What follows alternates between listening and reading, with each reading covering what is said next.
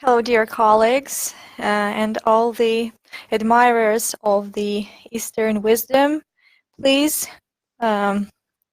press plus in the chat if you can hear me well. Today we are going to talk about the very interesting topic about the tongue diagnosis. And as we are just getting acquainted with the topic, today's lecture would be kind of an introduction. And the task of our lecture today is basing on the classic traditional Chinese principles and on the personal experience of mine to learn the principles of tongue diagnosis. And the second task of our today's lecture is to make the comparison. And let's go step by step. Let me introduce myself and tell you a little bit about myself. I am into Chinese medicine, traditional Chinese medicine for the past 37 years, and I studied it and practiced it in Soviet and Korea and China. And having got the basic knowledge, with my own hard working, I got the pretty good results in practicing traditional Chinese medicine and Ayurveda.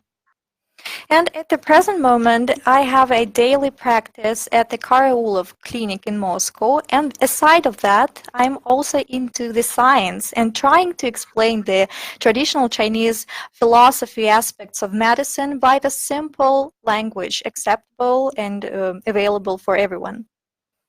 And as a result of this, I write books and sometimes articles.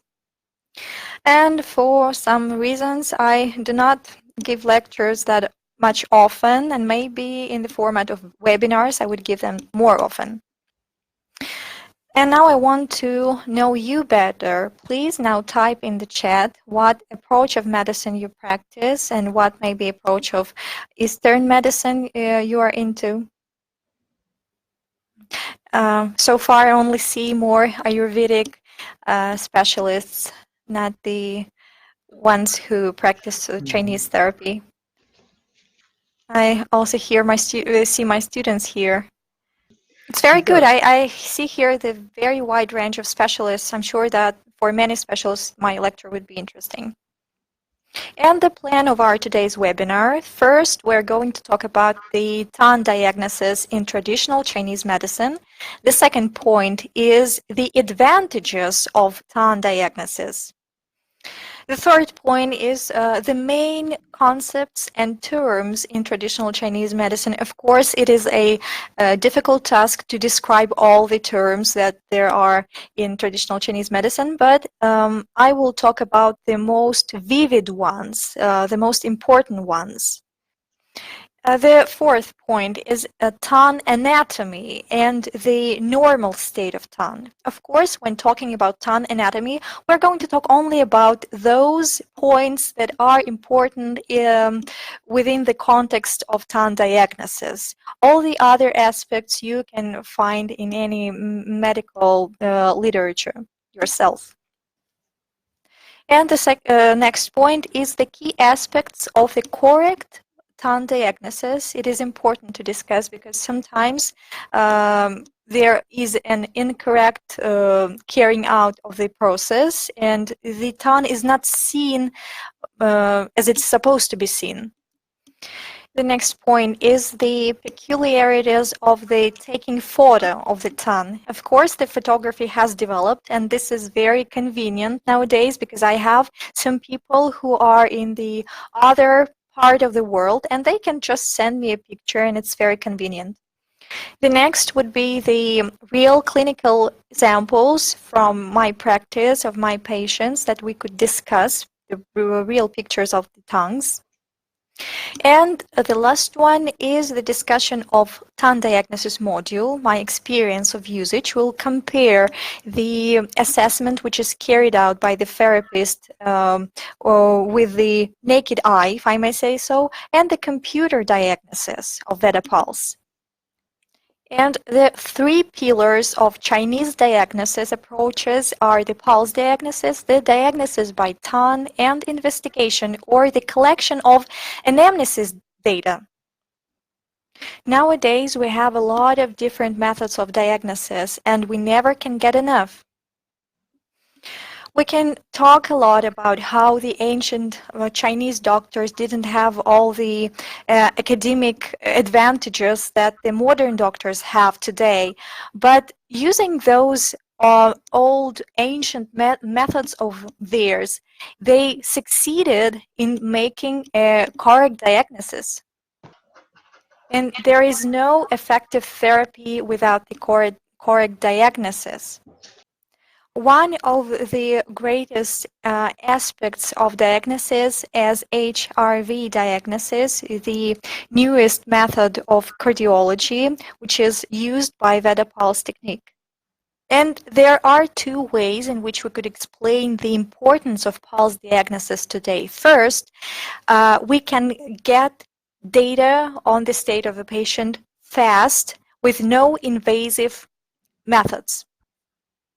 We can get the detailed information about the constitution of the patient, the total state of the body, the morphological state of the body, and the functional state of each individual organ. And it also allows to find the information about the whole complex of most important notions in traditional Chinese medicine about qi, blood, yin, yang, jin, sheng, and so on. The first mentioning of the importance of tongue diagnosis was made by the Bian Chue, who lived in the era of fighting kingdoms. But as early as then, in the Yellow Emperor's canon on internal medicine, there was mentioning that aside of the pulse diagnosis in getting the information about the state of the person's body, it is important to use the tongue diagnosis also.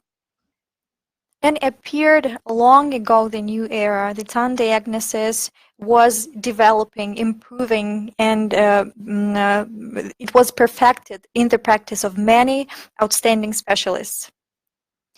And the one of the specialists, Zhang Zhongjing of the time, who lived in the end of the Han era, it was the very beginning of the 1st century. In his treatise called the coldness disease, he mentioned that it is important to hold the diagnosis of coating of the tongue. And talking further about the coating of the tongue, we will see that it is important because when we're talking about such an important influences of the environment, such as wind and cold, it has the close connection with the coating of the tongue. We'll see it further in the lecture. And another scientific person, Chao Yuanfang, in his treatise about the causes and reasons of the diseases, also talked about the importance of tongue diagnosis. In particular, he was talking about such aspects of the tongue as rigidity, that we have to pay attention to the length of the tongue, the dryness of the tongue. And another person, Sun Si Miao, was succeeded in the matters of medicine that greatly that he got the name. People called him Yao Wan, which meant the king of the herbs or the medicines. And he lived for 101 years of age. And it was the 7th age of the new era. And in his treatise, The Thousand of Golden Recipes, he gave such a great impulse for the development of this science that for the further 600 of years, his followers in the Jin and Sung age wrote a lot of monographies in this field, including the children aspect. There would be some examples, and it is important that diagnosis and the diagnosis of the children's tongue differs from the diagnosis of the adult's tongue, and I will be talking about that further, and you will see the pictures of the tongue and differences.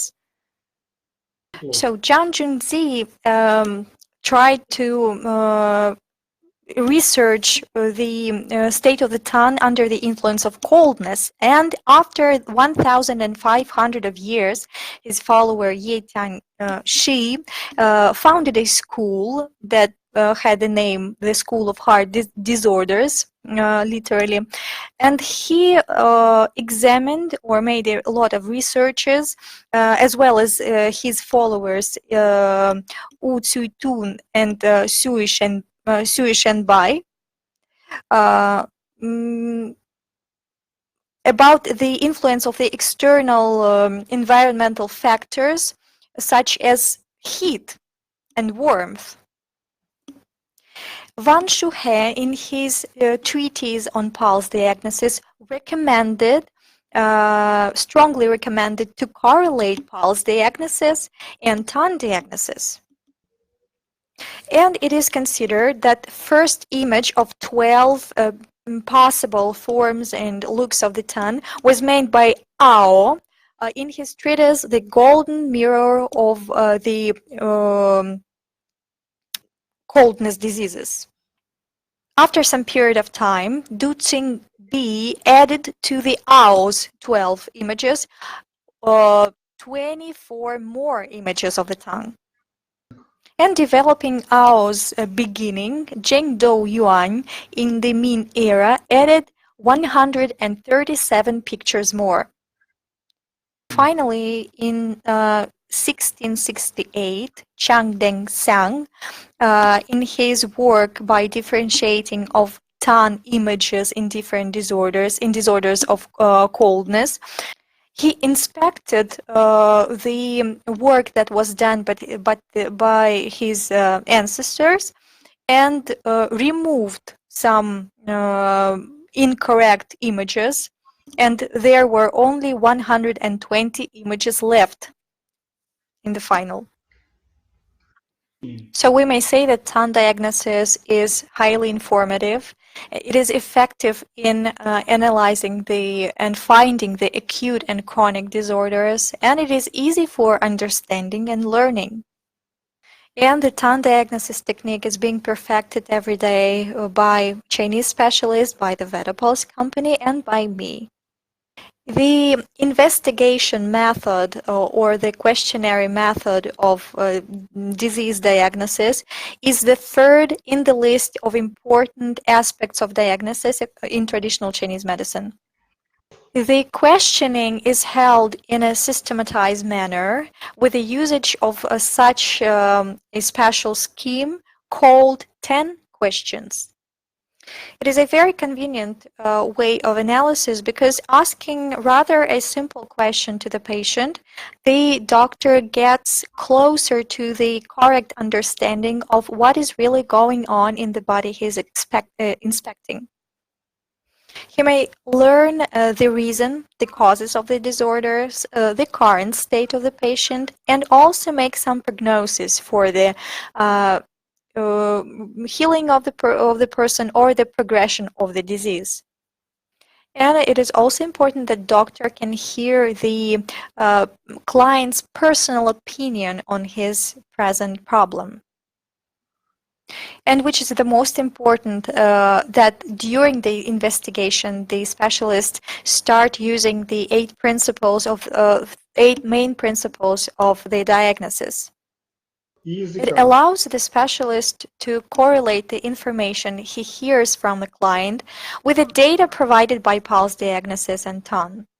Thus, the doctor is able to get the tactile, visual, and audio information.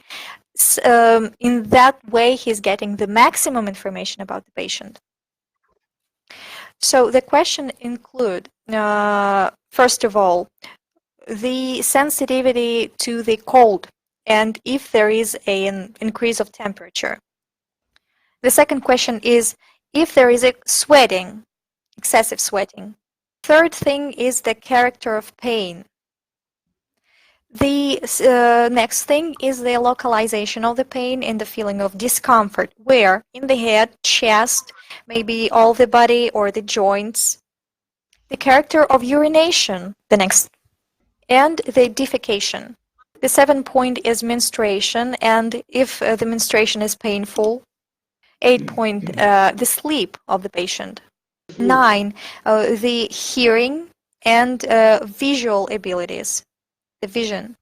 And the 10th point is appetite, the presence of thirst, and maybe the presence of some particular tastes in the mouth. And totally, we may say that in those 10 questions, 130 sub-questions are included. On this slide, we see the regular illustration of the placement of the organs in the human body. And if we take this picture with the human organs in the body and turn it upside down and compare it with the image of organs placed according to traditional Eastern medicine, the picture is taken from the TAN diagnosis model by VedaPulse. We see the direct correlation. For example, here's the lung, and lung in the upside down picture also, at the same place. The liver. Here's liver. Gallbladder. And gallbladder here also. Stomach. Stomach here. Small intestine. And small intestine here. Large intestine, urinary bladder, uterus. They will all be situated in here.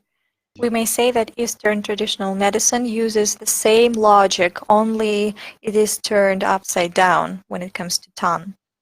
And different school of thoughts have some nuances in association with the placement of particular organs. And I also have my own point of view about the placement of the organs on the TAN surface, but it's not the topic now. And the usage of the 8 diagnostic principles in your practice is the best way to get the clear picture about the pathogenesis of the disorder and interpretation of different types of disharmony in the person's body. And the main principles in there, we judge by the main points. First of all, we judge if the pathology is inner or external, if it is depletion or excess, cold, yin or yang type of problem. And when we're talking about these indicators, in the TAN diagnosis, they take the special place because sometimes there are some changes in the human body which are not yet shown through the pulse, but already there in the TAN. We may say that in some kind of way, the pathology has not deepened didn't go too far to be reflected in the pulse, but it is already in the upper surface of the TAN. And for example, the pulse diagnosis is not always available if the person has trauma of the wrist and it is not available for the assessment, or the person is somewhere far away on the other continent of the planet. But using the techniques of taking picture, this method becomes more available. According to traditional Chinese medicine, all the exogenous pathologies can get inside the person only due to the so-called external wind. Because of all the bio factors, it is the most dynamic. Aside of that, the external wind has goes hand in hand with other bioclimatic factors and can work together with them, and it has special ways of cheating with the internal key energy, and it can get inside. But this is the topic for the whole independent webinar. Starting with the first, the external manifestations. According to traditional Chinese principles, the external factor manifests as a reaction of the person to the exogenous factors. And those factors are wind, coldness, moist, heat, and dryness.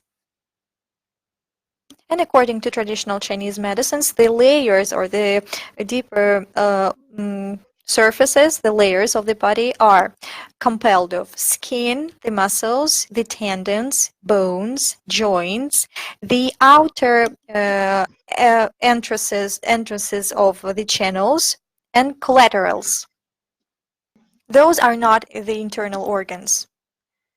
It means that as a reaction on the contact of different exogenous factors, the reactions would manifest on those surfaces, those layers.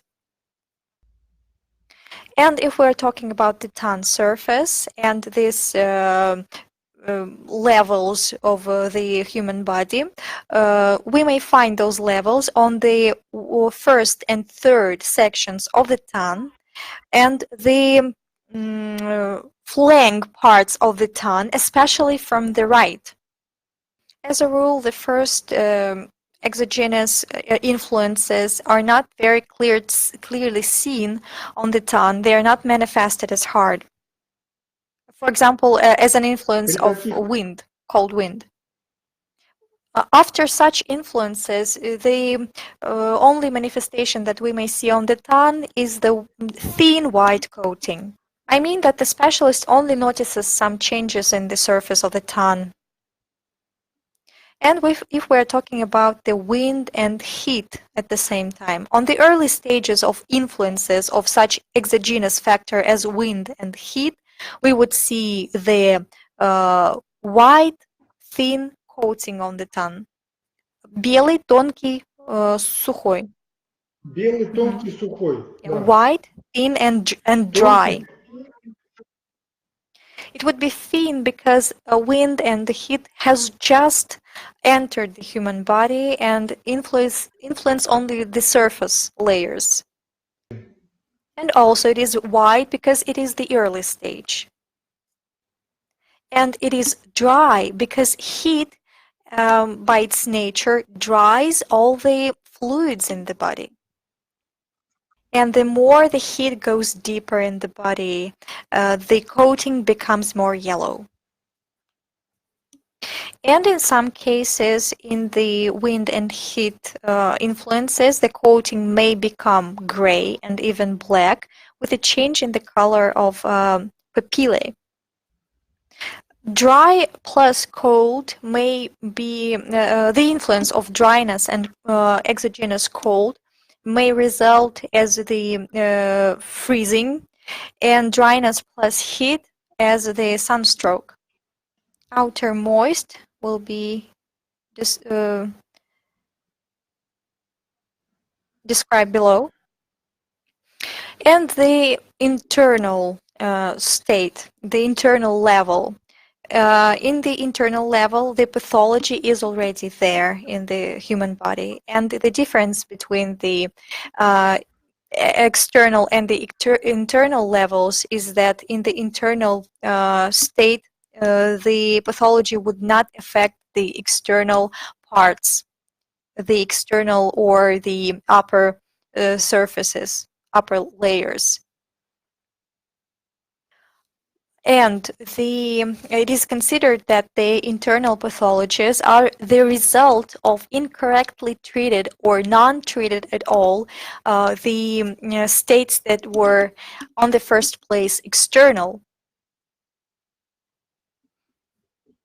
The weakened state of the internal environment makes the Wei Qi or Wei Qi, the energy, more prone to not getting the needed nourishment. And the weakening of the internal environment makes the Wei Qi, the internal energy, weakened. It is not able to get enough of nourishment. And it is not, as a result, performing its protective functions, and the body is getting more prone to be affected under the exogenous factors. And of course, the internal disorders may appear inside the body itself. It may be caused by some mental states, the nourishment or the diet of a person, the aging of a person, or the sexual activity. Also influencing the upper layers, in particular the bones and the joints. The internal factors that would influence the outer surfaces, especially bones and joints, are the dampness or the moist, the dryness, the wind, the coldness, and heat. And to differentiate them with the external influencing factors, we always add words internal or external.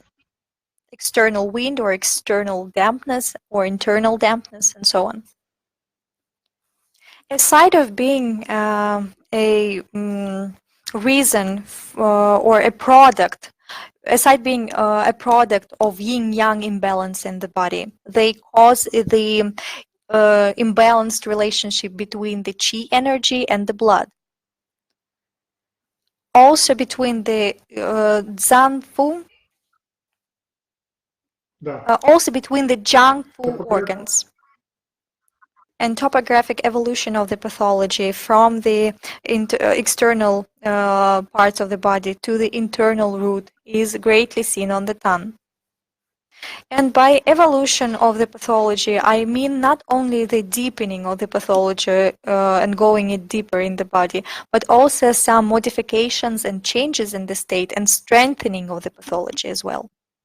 And we have no strict differentiation between the manifestation of the internal and external problems on the tongue. For example, we may say that the first part of the tongue, of three, may be taken as the mirror of the external problems, but only if we are already know that we deal with this problem. In other state, we will have other specific factors active. And I will mention that the absolute absence of the coating on the tongue usually says about the internal problems, especially of yin on the level of stomach and kidneys. And here, anyway, we also have the different stages of the state and their differentiation on the tongue accordingly. As we mentioned, the influence of cold not only manifests in the appearance of coating on the tongue, but also in the form of the tongue. The influence of coldness, we get tongue of pale color or a pale pink color, and the coating is white. And the cold is differentiated in empty cold and full cold. The empty cold is the reason of the emaciation of the outer way qi. In empty cold, the coating would be pale, thin, and sufficiently moisty.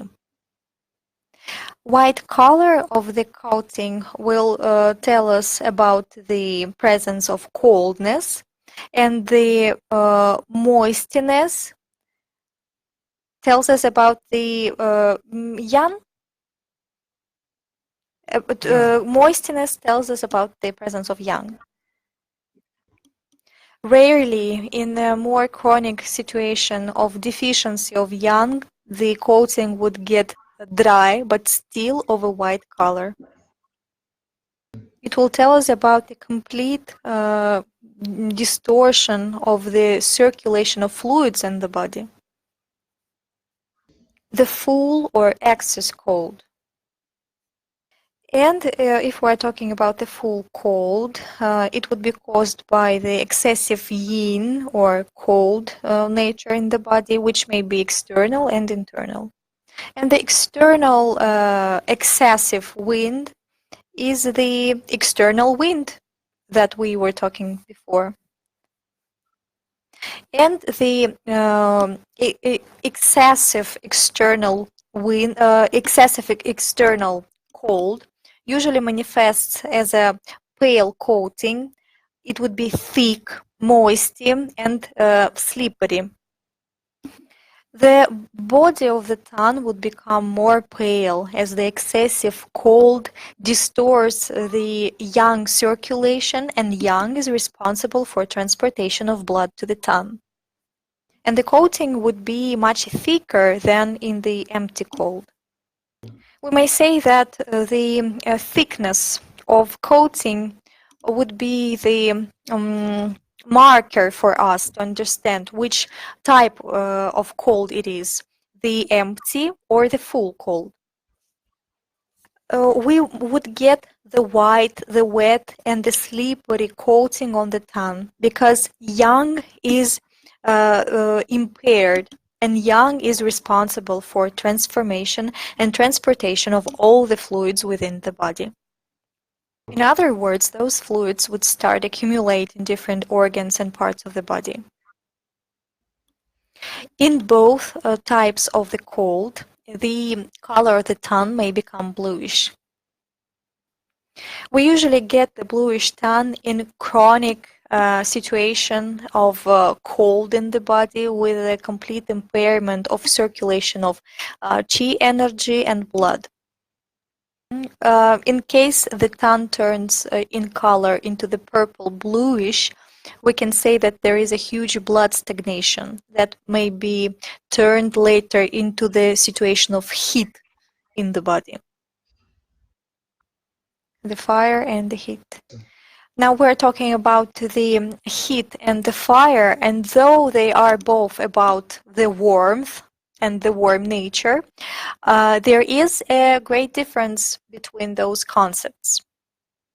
We usually have the word heat used for the description of some external influences. Yeah, you may understand that when we talk about fire, an external fire, we understand it as a fire which is supposed to be put down.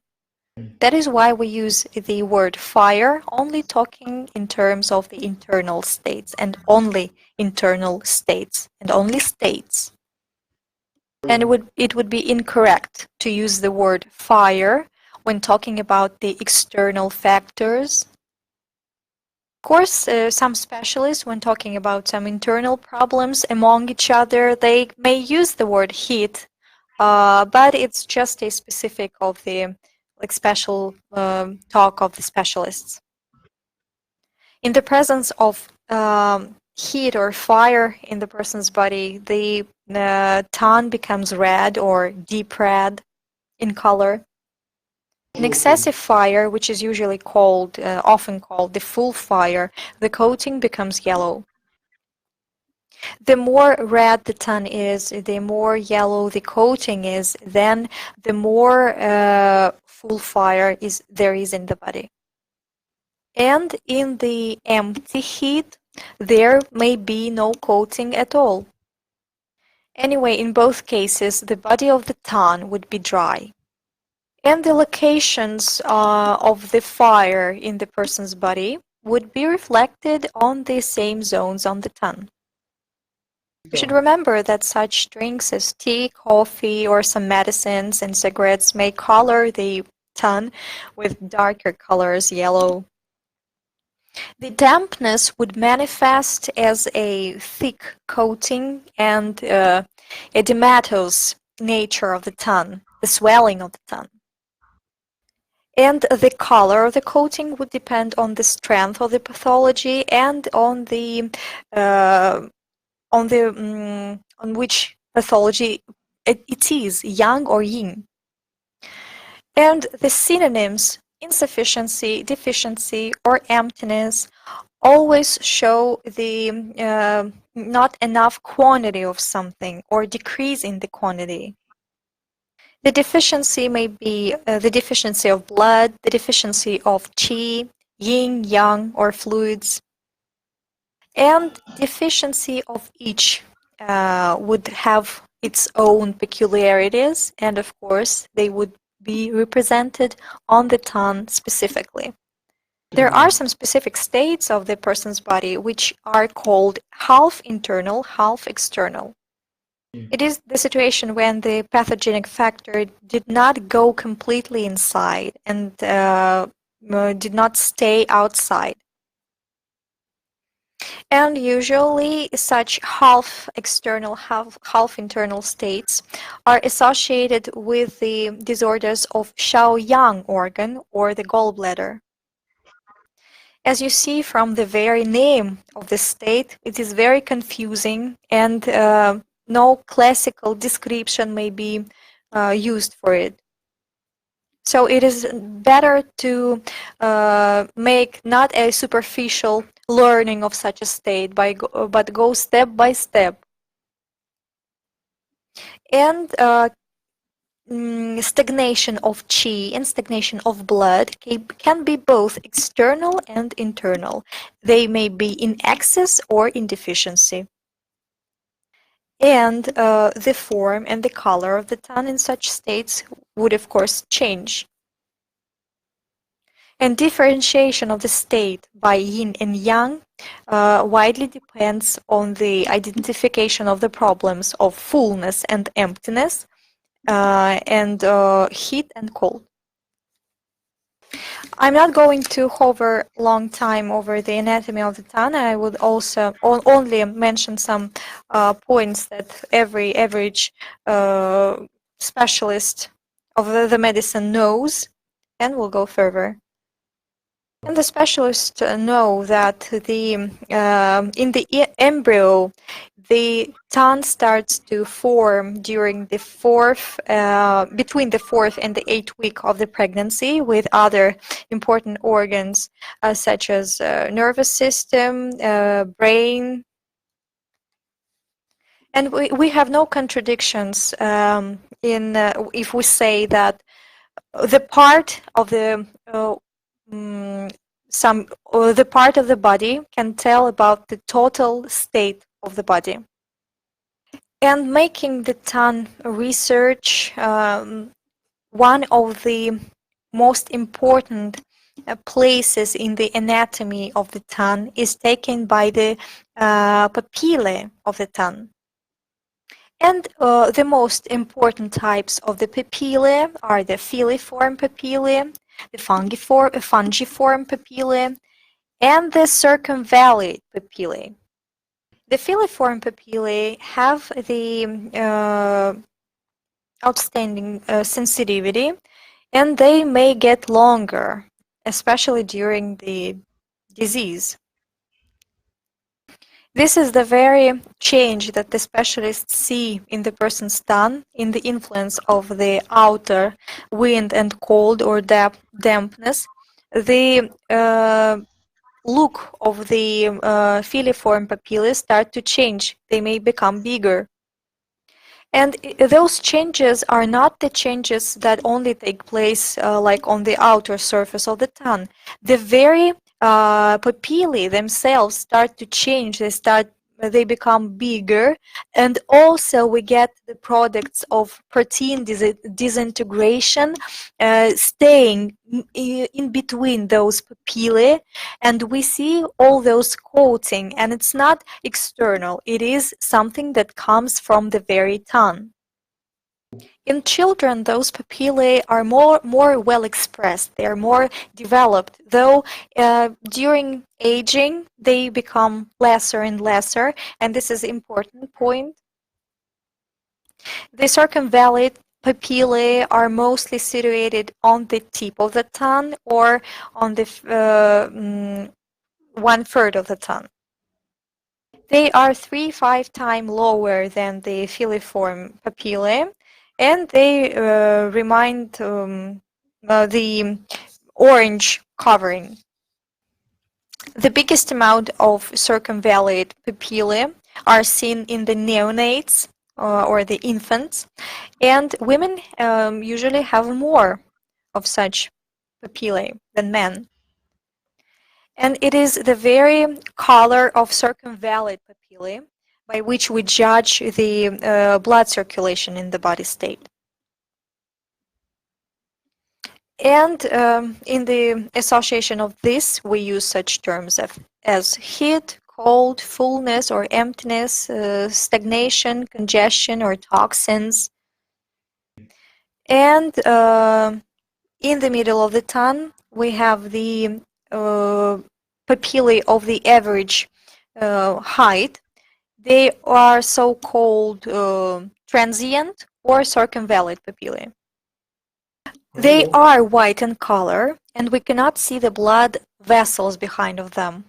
And we judge on the coating of the tongue with association of those papillae. Sometimes people ask me if I ever seen a healthy tongue, and I usually reply that yes, it is usually in newborns, healthy newborns.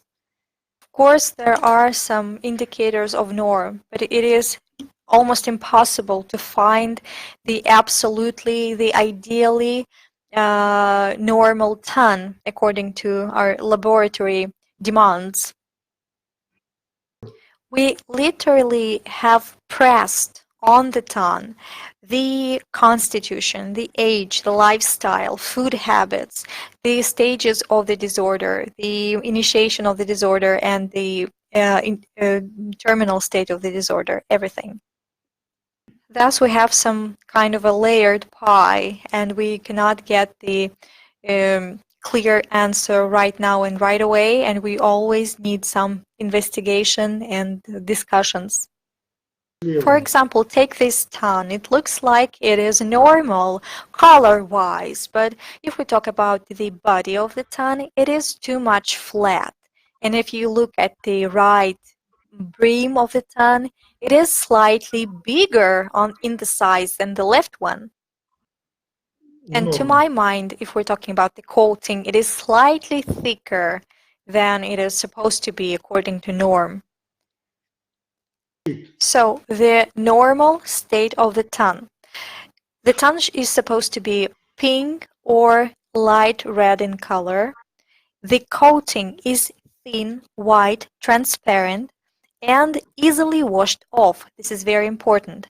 The form of the tongue is clear-cut. The brims are even, and there is the absence of swelling, no rigidity, no deviations. The tongue is put out easily with no tension, no throbbing. And the basics of the correct Chinese tongue diagnosis are the identification of color and the form of the tongue. And with the help of those indicators, we get information about the quantity, the quality, and the ability to flow of the main functional compartments of the body. Those are blood, yin, yang, and qi energy. Just pay attention to how many different colors we can see here of the tongue. We will get more details further with the color. Look at the tongue on the left. It is too much of a red color. It is a deep red color, and we can see the thick brims of the tongue. They are too much thickened. And in the zone of lungs, we see some kind of a gap. And you see that in the zone of lungs, we do not only see the red color, but also the dark color, which tells us about the blood stagnation in this location. It tells us that the person has the great dryness of fluids of the lungs and the blood congestion in this zone. We see that the tip of the tongue is well expressed with a red color. And we see that color of the coating on the root of the tongue and the tip of the tongue are different. The white scattered dots tell us about the presence of toxins in the body. You see that the right tongue looks like it was inflated, it is swollen. And the color is more bluish than in the tongue that we saw on the left. And the coating is thick and wide, covering all the surface of the tongue, and more on the root of the tongue.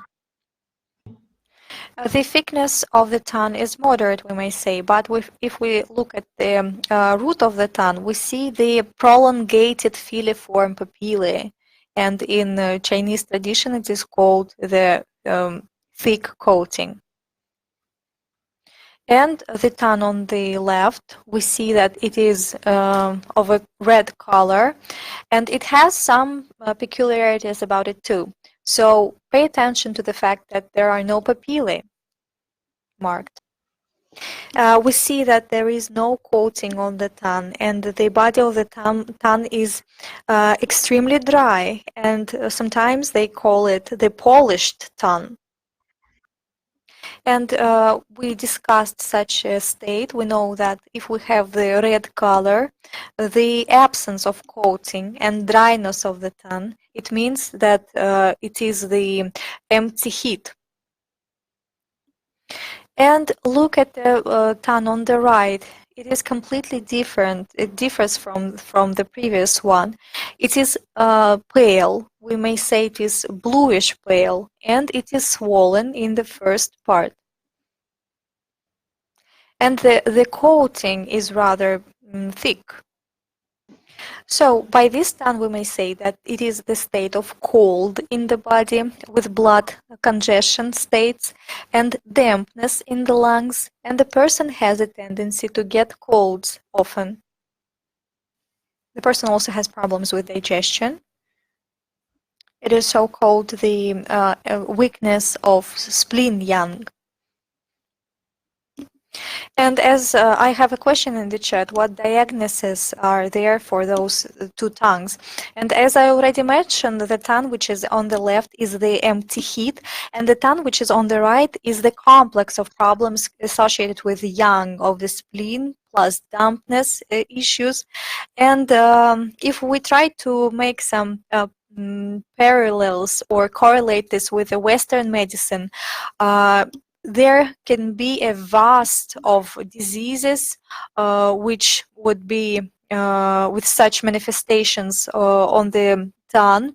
And if we're talking about the Chinese specialists, the ancient Chinese specialists did not work with the names of the diseases. They worked mostly with the processes. The process was the more important for them than the name of the disease, because we can influence the process, but we cannot influence the name.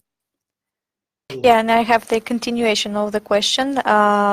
Not very much clear about the name or the concept, the empty heat.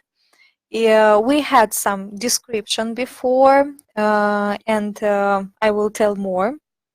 And in Chinese language, there are no prepositions, and when we say the heat in fullness, for example, the full heat or the empty heat, there should be a middle word between them. For example, it always the emptiness or the fullness of something. For example, the emptiness of yin heat or the fullness of yang heat, and so on. Look at these two tongues. They are so different, and the forms of the tongue, the brims of the tongue are maybe so different. And when I show the tongue, which is on the left, to the students or to the people, I usually ask which is more important here, the fact that the tongue is bulging so much or the coating. And more often listeners say that the bulging of the tongue, the swelling of the tongue is the most important factor here. Actually, we have the normal form of the tongue with the swelling. And here on the right picture, we see that the tongue is swollen. The whole body of the tongue is swollen, and we see the teeth marks on the tongue, which means that the tongue has become bigger and more soft and it reaches the teeth, and teeth leave the marks. And when we see such a on the first side normal color of the tongue with no coating and swelling, we may say that this is the young of the spleen problem plus digestive issues. Young селезенки пустота или полнота? Это The пустота emptiness ян of селезенки. spleen young. Шама According to Агни. Ayurveda, we call it Vishama Agni, or the deficiency of Agni. Look what interesting forms of the tongue we have here. On the left, we see the so-called hammer form tongue. The narrow part of the tongue is like a handle of the hammer, and the tip of the tongue is like the tip of the hammer. Speaking classically in our terms, such type of a tongue is also the emptiness of yang of spleen. But we have here also the well-expressed red color, first of all, and the well-expressed red marks on the third part, on the first part of the tongue, which tells us that it's not only the emptiness of yang of spleen state, but also the combination of with some other problem. And the next tongue, it is long, flat, with the tip facing up. And to make a correct diagnosis, we would need to investigate a person, ask more questions, because here we can have two situations. Either it is the strong fire in the area of heart, or it may be this kind of gap in the tip of the tongue tells us about the absence of fluids in the lungs. This woman is a drug addicted person, and she had a situation of the huge amount of fire in the heart and panic attacks, and fire in the whole body and in the heart area. And now about the coating more. You see, this is the interesting example of the tongue when we get the coating in such a stripping manner, and we may say that this is the very state that we discussed, the half external, the half internal. And if we start analyzing from the rims or the brims of the tongue, we may see that there is a presence of the external cold, which periodically shifts inside. And now look at the middle of the tongue. It shows that the cold that got inside and become chronic there and turned into the wet heat. The body of the tongue is not pale, and it is not even red. It is dark red, which means that there is a blood stagnation situation with the heat. The next tongue is more pale than the previous one. The coating on the first part of the tongue is peeled off, but when moving from the tip to the middle and root part of the tongue, it turns to black in color. It means that pathogenic factor shifts from the outer side to inside environment of the body, and it has been there for a long time.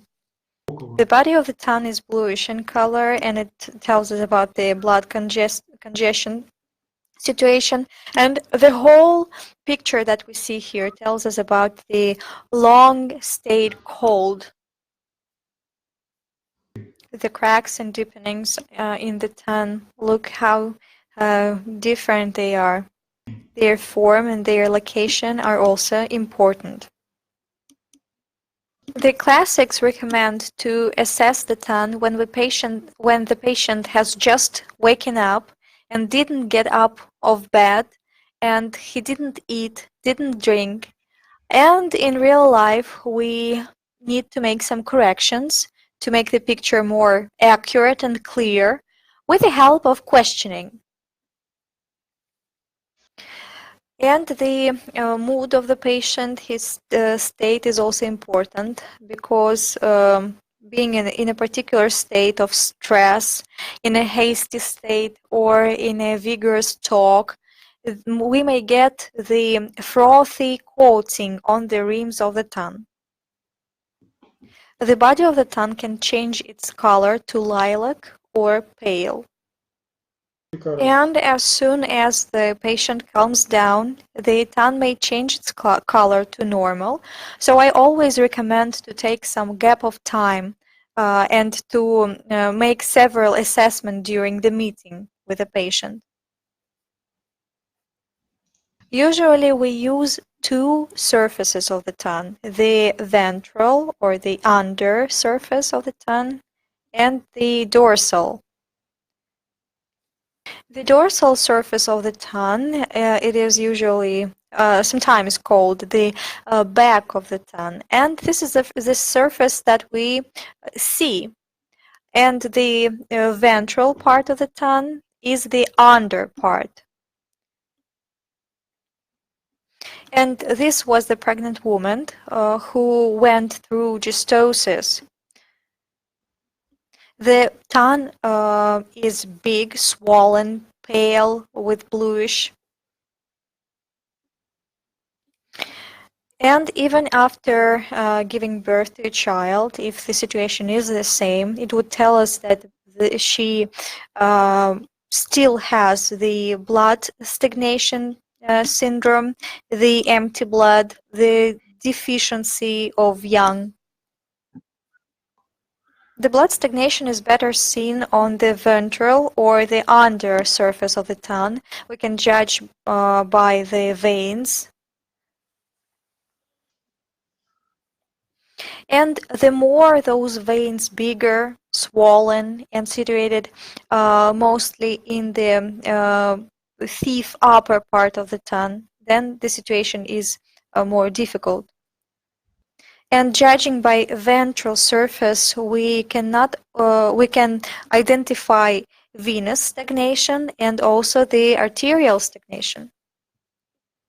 And also by the ventral surface of the tongue, we can judge on some states of heat, cold, dampness, and also the damp or wet heat of the spleen, because such a state is not oftenly seen on the upper surface of the tongue.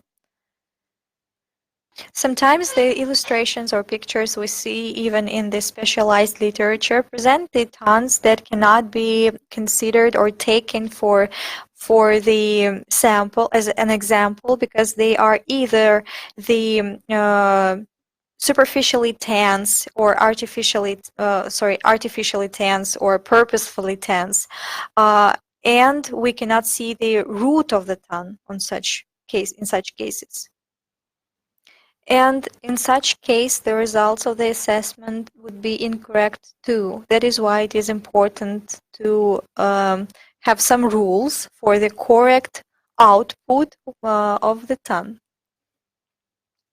And here on those pictures, those could be both. Either it is the naturally shortened tongue or the tongue which are not properly put out. The mouth is supposed to be wide open, as if you show the tongue to the therapist, and you're not supposed to protrude the tongue with excessive effort, using the strength or the power of the muscles of the root of the tongue, and you should just push it out, but in the way that the middle part of the tongue and the tip of the tongue would not be purposefully tense. To see the ventral or the under surface of the tongue, you should put the tip of the tongue up to the palate, behind the back side of the frontal teeth, or to the middle of the palate. Here you can see the real clinical examples. It is the child's tongue. If we judged this tongue as if it was an adult's tongue, we would say that the person has the great pathology in the gut with the presence of mucus. The dots tell us that there is a toxic heat. But for kids, such a type of a tongue is almost a norm. And to get the more accurate diagnosis, we should make more investigations and ask more questions to the patient. In this particular case, the diagnosis was the moist heat, the stagnation of food, and the heat in the stomach. And if to compare the adult's and the child's tongue again, here the tongue is more flat, pale, and the coating is less. Yeah, with the thin coating. And the diagnosis would be the cold and the mucus. And here we see the swollen body of the tongue with this bulging in the center of the tongue. And we may say that it is the problem in the middle burner or the middle heater. And we get both the stagnation of blood and qi. And the diagnosis would be the emptiness of qi of the spleen or the congestion of blood in the middle burner. And by the ventral surface of the tongue, we may say that there is a stagnation of blood in the lower and middle heater. And here are the examples of the so-called inherited marks on the tongue, the marks that can be transferred genetically to a person. And by the way, the tongue which is in the middle is not put out correctly. And in this particular case, the man which is on the left is the father, and other two pictures are his daughters, which are the twins. The investigation or the questioning of the people showed that both daughters didn't have any severe pathologies of lungs, no diseases in the past associated with lung pathology, but the markings on the lung give us the information that probably there is a genetic predisposition to pulmonary disorders. Those are maybe severe disorders like tuberculosis, asthma, pneumonia, and it doesn't mean that they will get sick for sure. But if they do, they will get more severe manifestations and the course of the disease. And here are the pictures of the same person before and after the treatment. Before, we see the great coating with red dots, and the person had the prolonged cough, though he was not diagnosed with pneumonia. But anyway, he has this manifestation. And the picture after the treatment, after 2 weeks. We can see that the coating has changed. It became pale.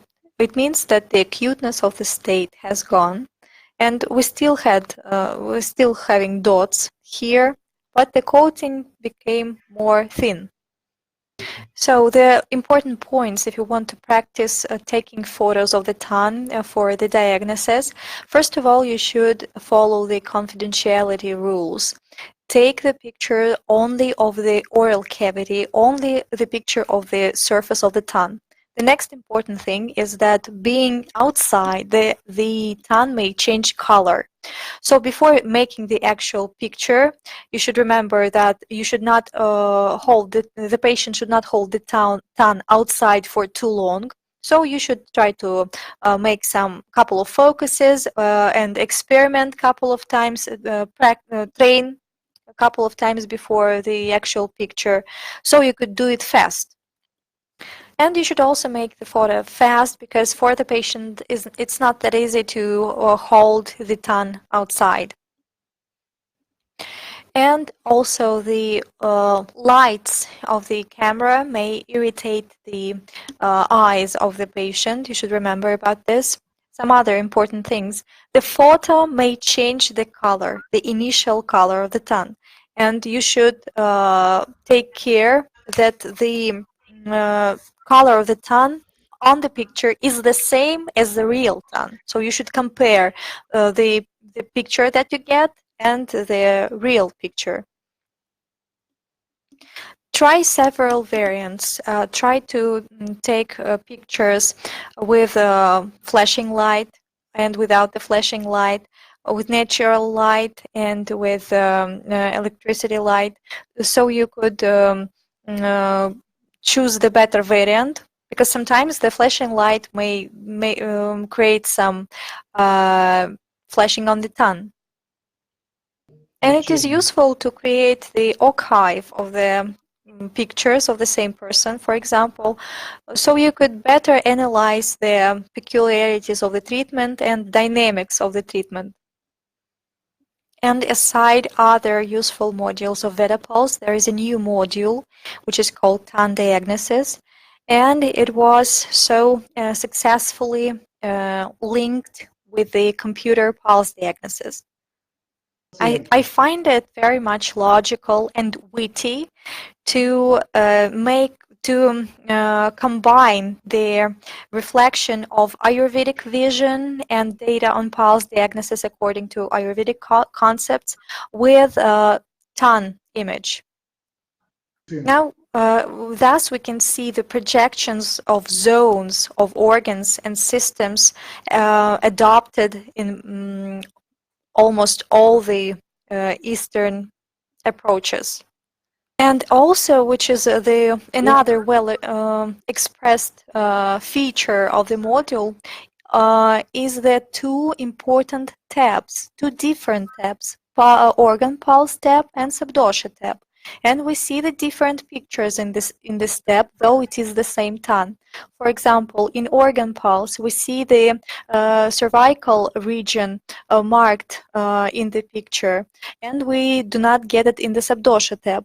And for example, we see on the subdosha tab the lung zone is well marked with the red color, which gives us particular information from the context of subdoshas particularly.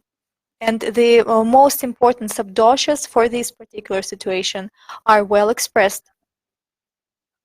Thus, by using the TAN diagnosis module, we can, it is a real-time economy, because we would not waste our time by determining the most important things we have to pay attention to, and we can see them selected here for us. I combine the usage of this module with the visual assessment of the patient's TAN during the meeting. It's very much convenient to see the real TAN and compare the information in the computer data. And this is the final point of our webinar. I would like to say great thanks to the VedaPulse team, especially to its director, Oleg Sorokin, who brings the great innovative ideas to the medical technical equipment. And your great desire to be the attendance of today's webinar and your being eager to the knowledge is kind of symbolic before the two great holidays that we have tomorrow. First holiday is the Chinese New Year, as many people call it, or the New Year by the lunar calendar. And another, the specific Russian holiday, is the Holy Tatiana Day or the Students' Day. And there is a question in the chat. If we have the dark markings, dark cracks on the both sides from the central line of the tan, this is the constant situation, but sometimes they disappear and then appear again. So two dark lines from the both sides from the central line of the tan. Let me answer in this way. Any darkenings that take place on the tan, it's always the worsening of the situation. The more darker it becomes the worse, the more worse the situation is. And when we see the shifting of the problem from the brims of the tongue closer to the center of the tongue and then dipping it to the central line of the tongue, it also says about the great fight of the body, which is now there. And there is another question. What factor is most important when we judge on the blood stagnation problem? Is it color or veins on the underside of the tongue more important? And the doctor says that you can judge by both, because when we saw the example with the pregnant lady with justosis, we could judge and by the color, it was pale and bluish, and also by the underside of the tongue, by the veins. And if we have crackings on the tongue, the cracks on the tongue, it is the symptom of what disorder? The cracking on the tongue always tell us about the deficiency of yin, and we could judge by the zones on the tongue, which part of the system in the body is involved. In complex syndrome, when in diagnosis, we try to determine which state it is more important to start with the treatment. The fullness or the emptiness, the outer problem or the inner problem, the cold or the heat, when it is the complex problem, which is the most important to start with. As already mentioned, the tongue may be as a layered pie, but you always deal with a real person who comes to you with some more outstanding complaints, if I may say so. If you hear that the person is complaining on a couple of the biggest symptoms, you start with them, and also, if you see the same problems in the tongue, it would be better to start with those problems. The question about the course on the tongue diagnosis, is there going to be a detailed course on the tongue diagnosis or the irido diagnosis or the eye diagnosis? And doctor says that he does not deal with the eye diagnosis because he has enough of job with tongue diagnosis, but the detailed course is possible, and view more information on his website and the website of VedaPulse. Is it correct that the narrow and thin tip of the tongue tells us about the hyperfunction of the thyroid gland, and the dull tip of the tongue about the hypofunction? If the person put out the tongue correctly, the rare case it would be the arrow-like tip of the tongue. But if anyway the tongue has the arrow-like tip, it means the hyperfunctioning, but not only the hyperfunctioning of the thyroid gland, but also of the other organs. And the lethargic, the swollen type of the tongue would tell us about the hypofunctioning. And what you can say about the burning sensation in the tongue? If there is a burning sensation in the tongue, it is a glossitis. What treatment can be adopted to treat the fire of emptiness or empty fire? First of all, it is important to nourish yin and to remove the empty fire. Please give some advice on the literature, practical literature for diagnosis of tongue. There are many sources that can be advised, and it is always better to work in the chain teacher, student. So the teacher could correct the student right away.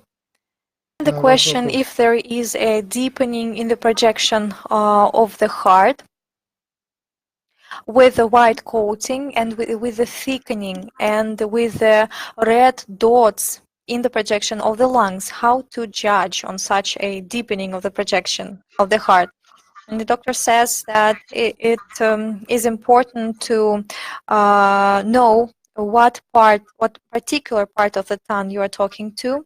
If it is the first part of the tongue, and we see the red dots there, it tells us about the association of the heart problems with lungs. And we also should judge on the state of those red papillae, because there is the situation may be different depending on how close the papillae next to each other. And it may be the nervous disorder which causes the